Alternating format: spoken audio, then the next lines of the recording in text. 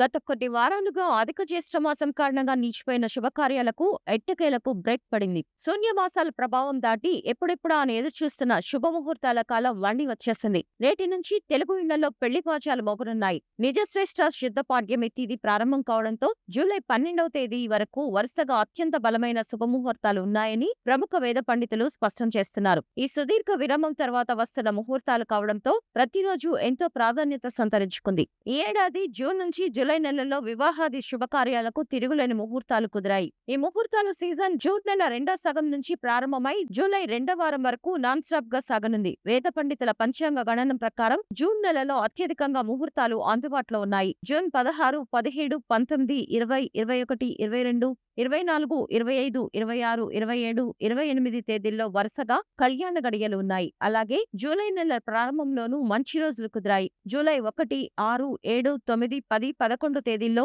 వివాహాలు నిశ్చయించుకోవడానికి, లగ్న పత్రికలు రాసుకోవడానికి అత్యంత అనుకూలమైన రోజులుగా పండితులు నిర్ణయించారు. ఈ ముహూర్తాల సీజన్ కేవలం వివాహాలకి పరిమితం కావడం లేదు. కొత్త ఇళ్లలోకి అడుగుపెట్టేందుకు చూస్తున్న వారికి, నూతన గృహ ప్రవేశాలు చేయడానికి, కొత్త వ్యాపారాలు లేదా నూతన కట్టడాలకు శంకుస్థాపనలు నిర్వహించడానికి ఈ కాలం అత్యంత శ్రేష్టమైనదిగా భావిస్తున్నారు.